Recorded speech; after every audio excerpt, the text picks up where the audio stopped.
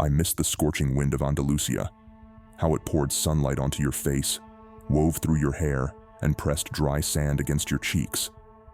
I missed the aroma of the valley and the soft ripeness of muscat grapes glistening in the afternoon breeze.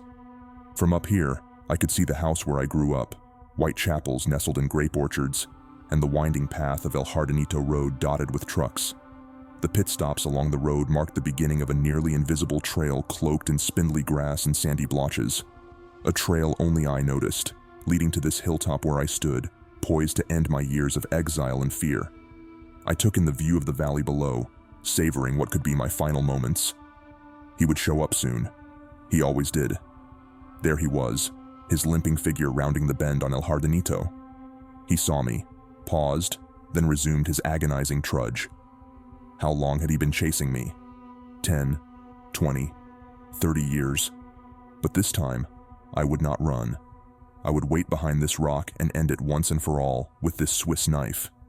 This, in the valley of white chapels and muscat orchards, is where it would end. It was 1961. I was an average student at the Universidad Laboral de Córdoba, adrift and uncertain. Literature was my only passion, especially Borges and Neruda. When I heard Borges was giving a lecture, I rushed to be first in line and secured a front row seat. Borges spoke for hours on Spanish writers, his blind eyes fixed upwards. I hardly remember the lecture. My mind was elsewhere. Then, during the Q&A, Borges chose me. "Fernández Agustín Navarro," he said, his blind gaze turning toward me. "We will meet again." His words haunted me. When? 9 years later, in 1970, I was a journalist in London, writing for a scandalous tabloid. That day began like any other, breakfast at Barrymore's, a leisurely walk to the office. But then, I saw him, a haggard-looking man, glaring at me across Manchester Square. His menacing presence terrified me. I ran, not knowing why, just ran.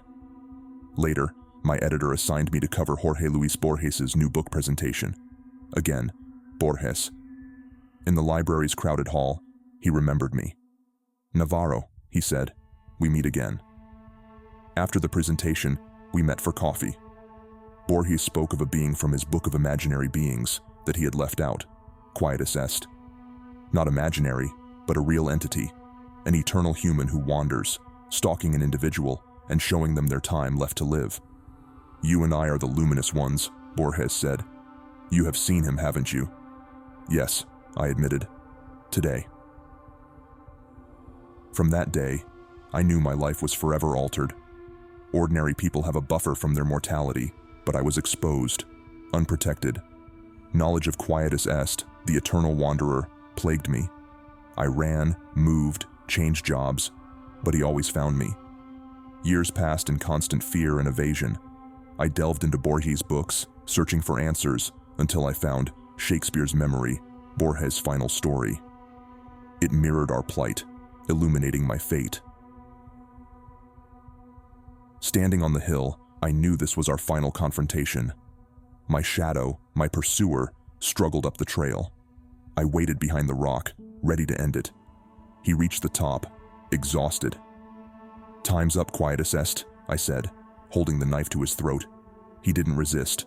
Instead, he spoke, revealing a horrifying truth. He was Fernández Agustín Navarro. I was Quietus Est.